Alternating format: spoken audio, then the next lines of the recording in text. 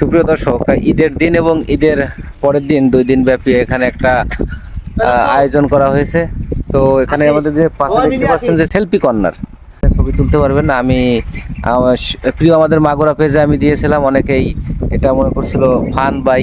Finally আমাদের এটা complete হয়ে গেছে। আমরা এই ভাইদের সাথে একটু কথা বলবো, অবশ্যই আমার ভিডিওর সাথে থাকুন। বলে আসলে সত্য কথা বলতে এটা ফানের কিছু নাই, এটা আমরা বাস্তবতাকে আরো সুন্দর রূপ দেওয়ার জন্য, যেটা বাস্তবতা, যেটা আমাদের প্রকৃতির যে দৃশ্যটা, এটাকে আরো দৃশ্যমান করার জন্য আমরা এই উদ্যোগ গ্রহণ করছি। এবং এটা সত্য, এটা কোনো এআই বা কোনো ইসেরই না, এটা সত্য। ইলেকট্রিক মিডিয়ার কোনো কারসাজি না, এটা আমরা বাস্তবিক দিক দিয়ে আমরা এই প্রোগ্রামটা করতেছি এবং এটা সত্য।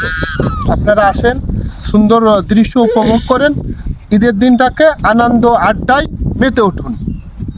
রাজু ভাই কিছু বলেন। রাজু ভাই, আসলে এখানে যে পরিবেশ হবে ঈদের দিন এবং ঈদের পরের দিন, দর্শক আসলে তো আসলেই মজা পাবে। আপনি কিছু বলেন। আসলে সব কথা বলছে, আর আমরা ইতিমধ্যেও বলছি। আর আমাদের এখানে কাকা ইতিমধ্যে আরো কিছু উদ্যোগ নিচ্ছে, যে মুরব্বী বা সিনিয়র জুনিয়রদের নিয়ে কিছু ক্রিয়া খেলাধুলার আয়োজন করার ব্যবস্থা করতে চাচ্ছে। হয়তো হবে ইনশাল্লাহ, তাই না? জি, অবশ্যই ইনশাল্লাহ হবে।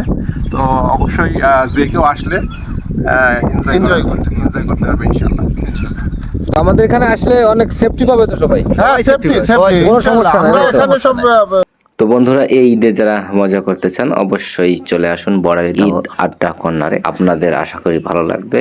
আর এখানকার আপডেট পেতে আমার এই প্রিয় আমাদের মাগুরা পেজটি ফলো দিয়ে সাথে থাকুন। ধন্যবাদ, ভালো থাকবেন।